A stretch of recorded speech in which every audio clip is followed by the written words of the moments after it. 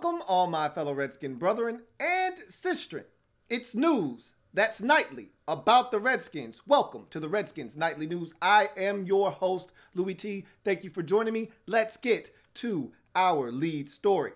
So we've been hearing a lot of rumblings and grumblings about Trent Williams potentially coming back to the Redskins after all seemed lost. It seemed like this was heading to a dead end and really seemed like it was a situation that was untenable and Trent was going to end up playing elsewhere or not playing at all. A wise man once told me, it's one thing to sit out the preseason, it's another thing to start missing game checks. I said, hey, if Trent's straight, if he's got money, this is a guy that has amassed just about $100 million throughout his career. That's obviously not net, that's gross. But nonetheless, this is a guy that has made quite a bit of money throughout his career. If he's managed it well, he's probably in good enough shape to sit out an entire year and not necessarily be hurting. However, it's one thing to say that, it's another thing to miss $12 million, essentially what he'll be paid this season.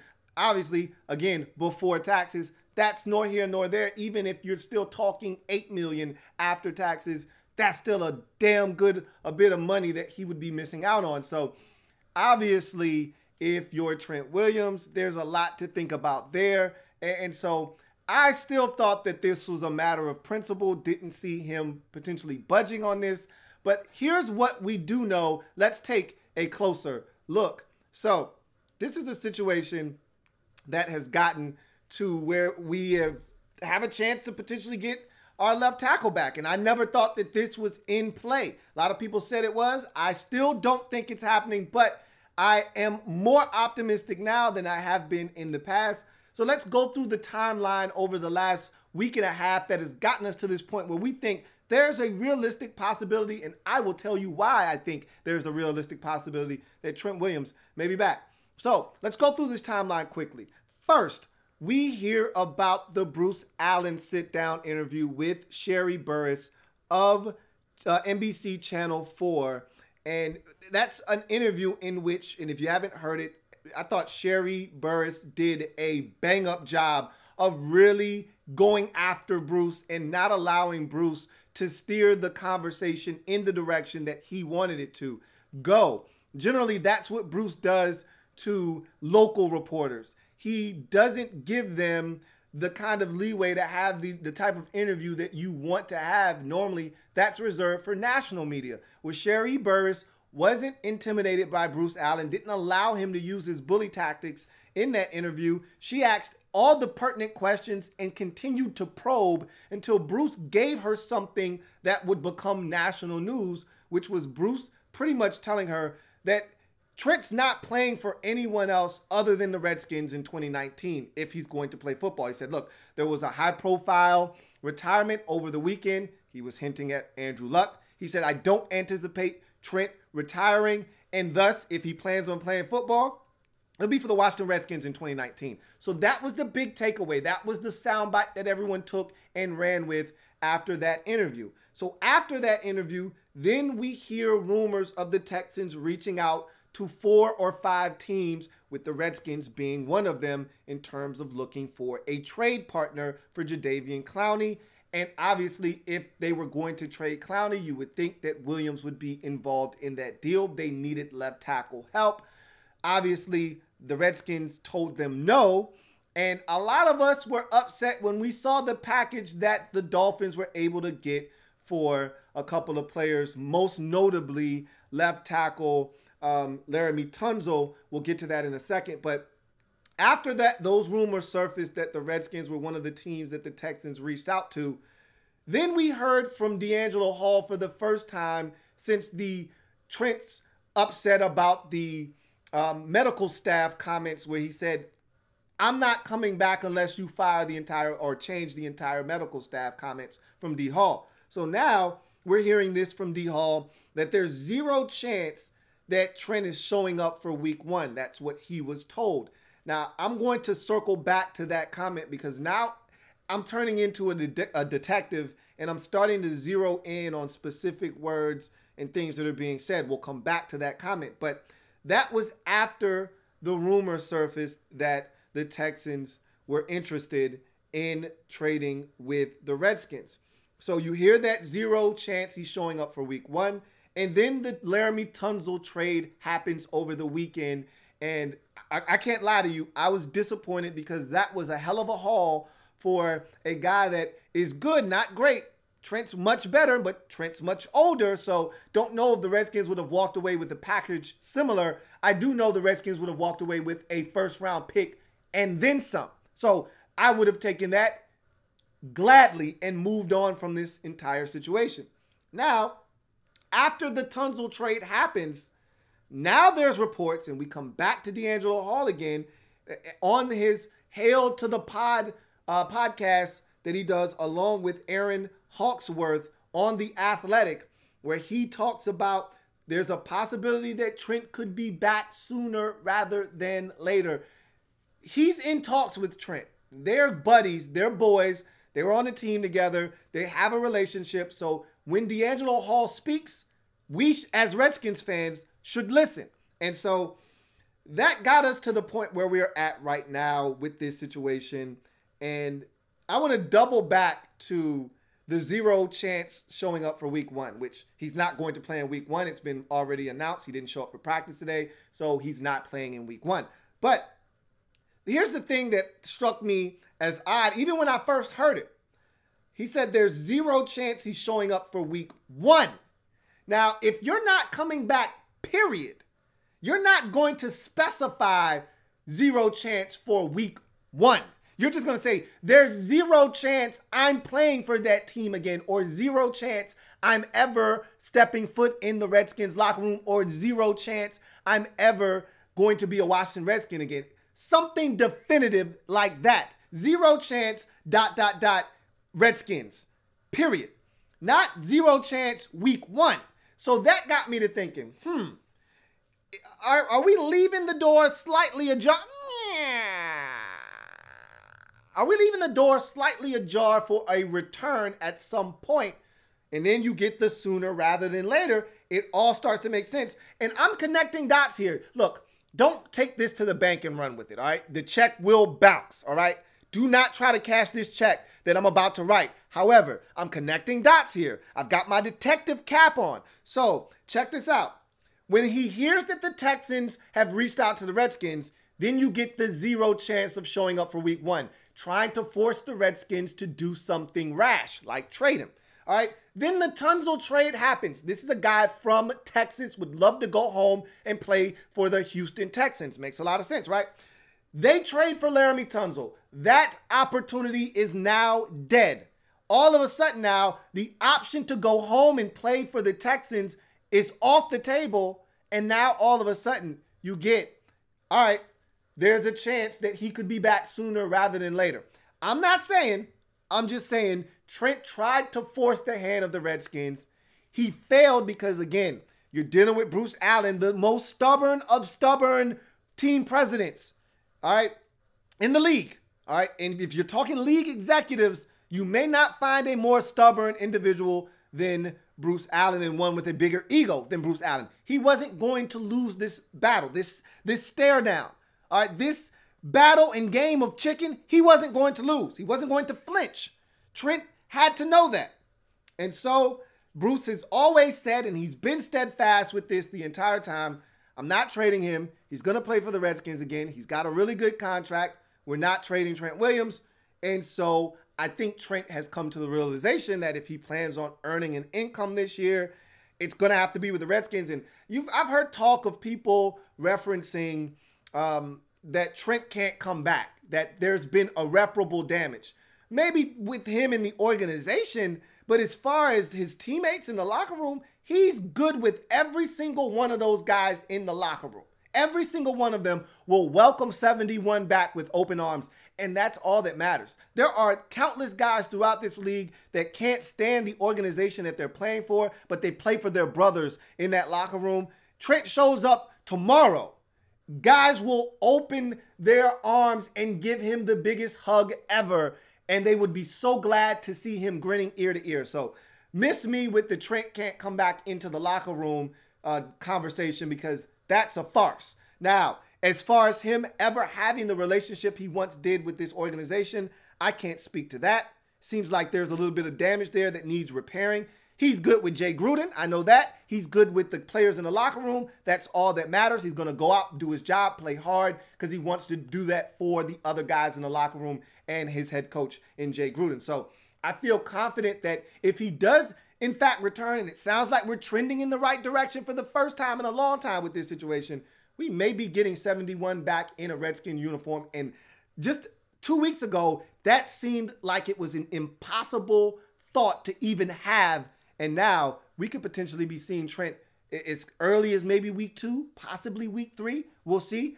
I'm not banking on anything until it actually happens, but we sound like we're trending in the right direction with this situation. Sooner rather than later gives me confidence that Trent's starting to feel the pressure of these fines, and not necessarily the fines, but missing game checks. Man, these are some hefty checks.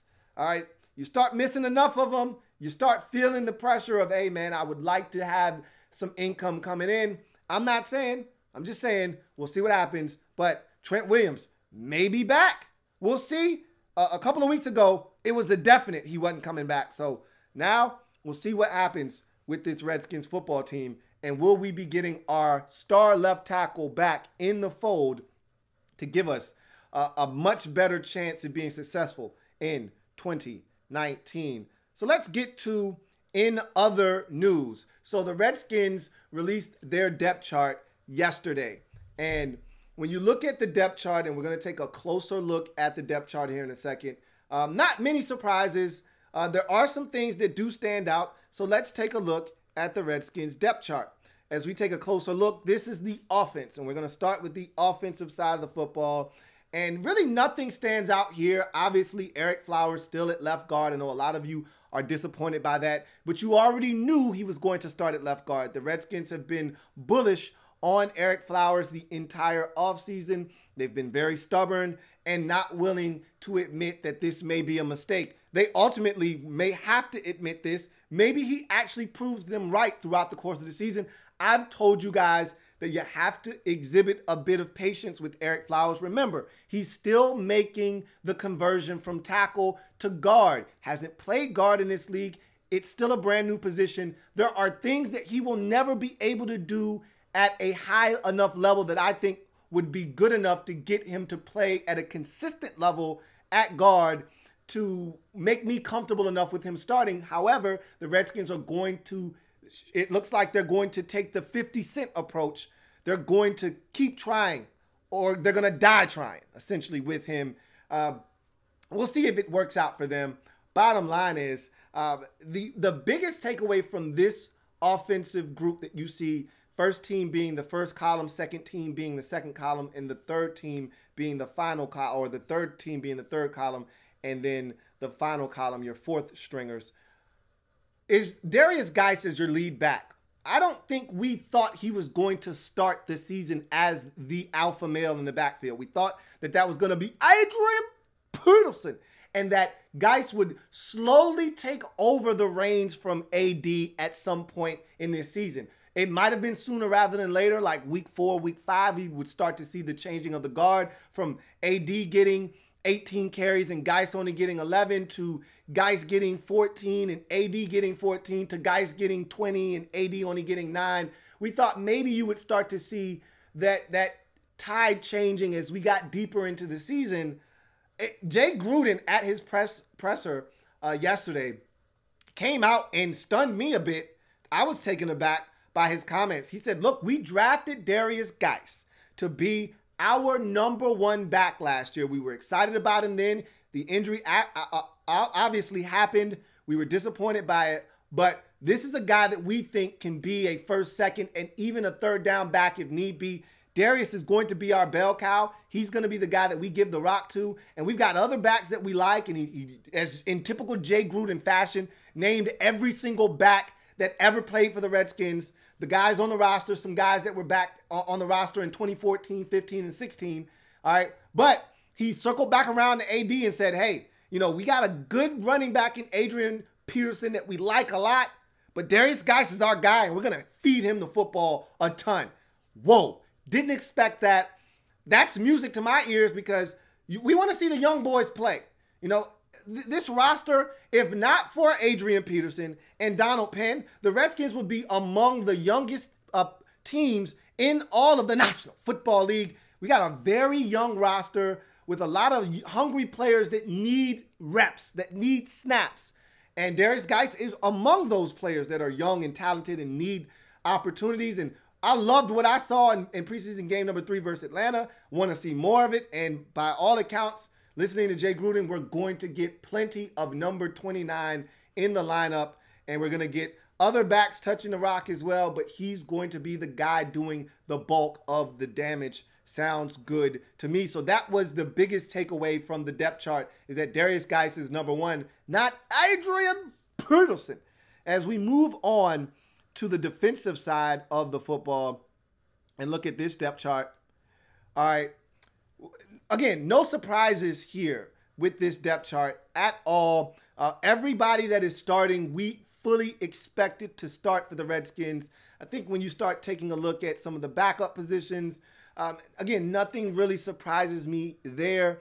I thought something that I did think was interesting when I looked at the cornerback position is what I looked at. They don't have a nickel starter. That's something that I would have liked to have seen.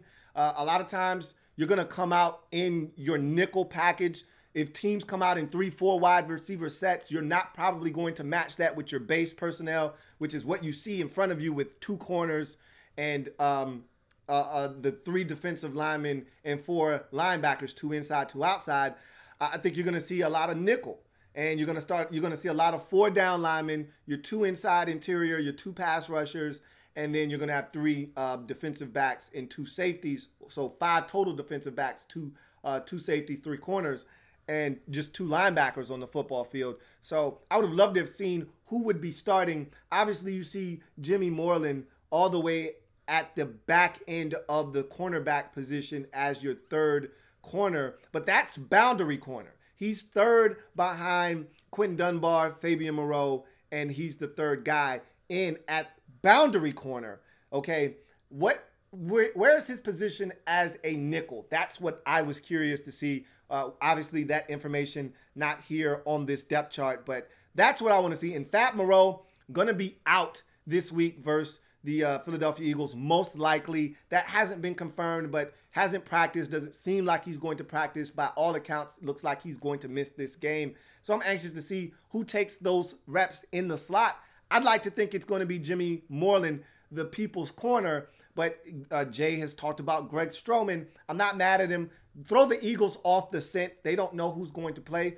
Not that it really matters at all, but we'll see what happens. Obviously, I made my feelings known yesterday that I'd much rather see Jimmy Moreland out there than Greg Stroman in the slot, but we'll see what the Redskins decide to do. But really no real surprises with the defensive depth chart as you get to the final piece of the Redskins depth chart, and that's the specialists. Now, this is interesting here.